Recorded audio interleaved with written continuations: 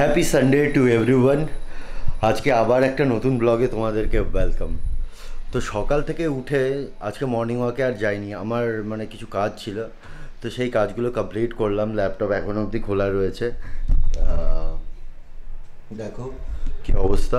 যাই হোক, তো কাজগুলো কমপ্লিট করে এখন আমি মানে পুরোপুরি কমপ্লিট হয়নি আমার এখনও।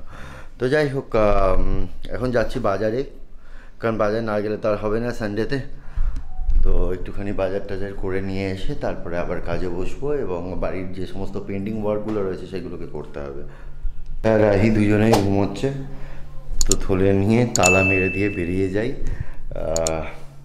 ওরা কখন উঠবে আই ডোন্ট নো। 8টা বেজে গেছে, কিন্তু দুজনেই ঘুমোচ্ছে।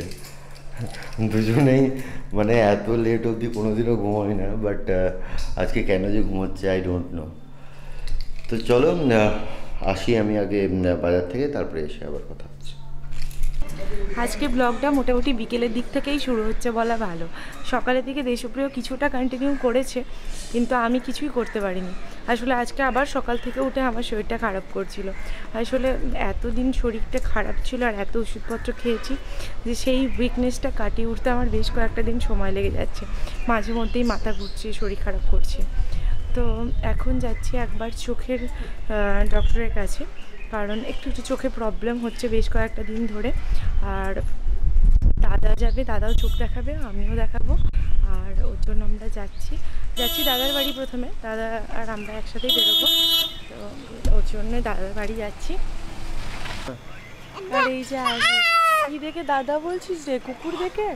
কুকুর দেখে দাদা বলছে, দাদা বলছে, বাবা বলছে, কখন কি বলছে, মানে ও যাকে মানে যেটাকে বলছে যাতে, মানে কয়েকটা ওয়ার্ড শিখেছে, দাদা, বাবা আর মামা। এই দুটো সবার মানে ক্ষেত্রেই ইউজ করছে। হ্যাঁ হ্যাঁ, বাবা আবার বলছে বাবা, বাবা বলে তোমাকে ডাকছে। মানে কাকে কোনটা বলতে হয় সেটা জানে না, যে কোনো একটা কিছু বলে দিলেই হয়ে গেল। তো যাই হোক, অনেকদিন ধরে চোখের সমস্যা হচ্ছে, তো যার জন্যই ডক্টর দেখাচ্ছি করে অনেক দিন পড়েছিল ব্যাপারটা, কিন্তু আর ফেলে রাখলে চলবে না, এবার দেখাতেই হবে।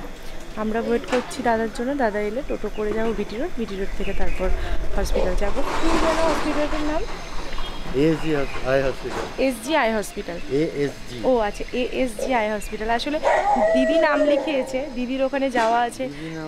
দাদা লিখিয়েছে? ও আচ্ছা, মানে দিদির রেফারেন্সেই যাচ্ছি আমরা। মানে আমরাও চিনি জায়গাটা, কিন্তু মানে নাম কোথায় লেখায়, কীভাবে লেখায়, এই নাম্বারগুলো দিদির কাছেই থাকে, মানে ছিল।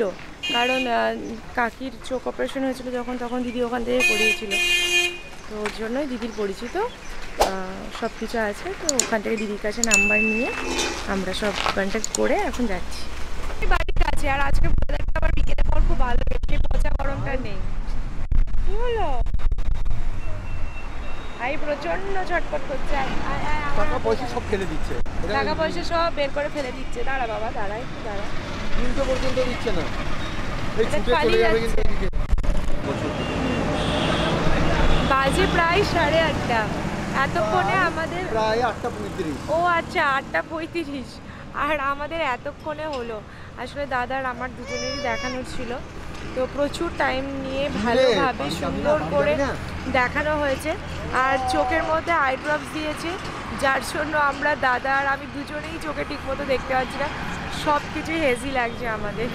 আর রাহি মানে প্রচণ্ড দুষ্টুমি করেছে এতক্ষণ বসে থাকতে। বললো হাঁটু দিয়ে এখানে মেরে দিল একবার, হাঁটু দিয়ে এরকম করে মেরে দিল।